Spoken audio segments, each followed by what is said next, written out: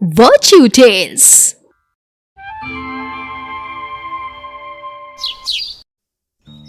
एक जंगल में बरगद के पेड़ पर एक गौरैया रहती थी। वह बहुत खुश थी कि रहने के लिए उसका अपना एक सुंदर सा घोंसला है। दिन भर चिड़िया दूर के खेतों में दाना चुगने को जाती और शाम ढलने तक अपने घोंसले में लौट आती।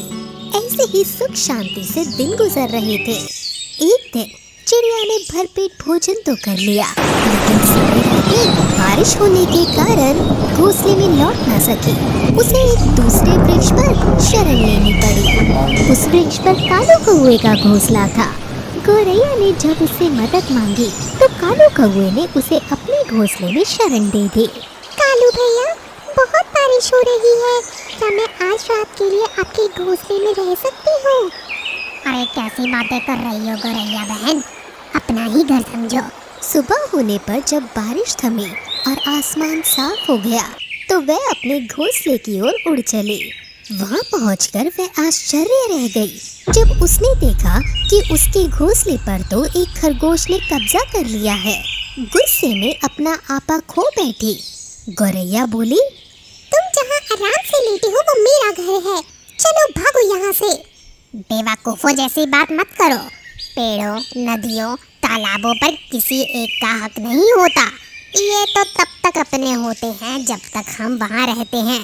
यदि अनुपस्थिति में कोई और वहाँ आकर रहने लगे तो वह स्थान उसी का हो जाता है। इसलिए मैं नहीं, तुम जाओ यहाँ से, मुझे परेशान मत करो। खरगोश के इस उत्तर से गौरैया को बहुत गुस्सा आया। वह बोली, चलो चलकर किसी बुद्धिमान प्राणी से पूछते हैं, तभी हमारा फैसला होगा। उस पेड़ के निकट ही एक जंगली बिल्ली रहती थी और संयोगवश उसने उन दोनों के बीच हुई बातचीत को सुन लिया था। अब बिल्ली मौसी तो बिल्ली ठहरी। बिल्ली को तुरंत एक योजना सूझी। वह नदी में नहाकर पास के ही एक पेड़ के नीचे तपस्वी जैसी मुद्रा में बैठकर जोर जोर से राम राम जपने लगी। जब गौरैया और खरगोश ने बिल्ली को राम नाम जपते सुना तो वह निष्पक्ष न्याय की आस के लिए उसके पास गए और बिना किसी पक्षपात के उनका न्याय करने को कहा। उन दोनों को सामने देख बिल्ली मन ही मन बेहद खुश हुई। वे उन दोनों की बातें सुनने का नाटक करती रही। जैसे ही बिल्ली ने दोनों पर झपट्टा मारा, चिड़िया तो उड़ गई, लेकिन उसने खरगोश को दबोच लिया। चिड़िया की जान बच गई। अपने घोंसले में आने के बाद उसे बहुत अफसोस हुआ खरगोश के लिए, लेकिन उतना ही गुस्सा आया बिल्ली पर। वो कहने लगी, अगर ये बिल्ली जंगल के जानवरों को मारती रहेगी तो हम सबका क्या होगा? मुझे कुछ ना कुछ तो करना ही पड़ेगा।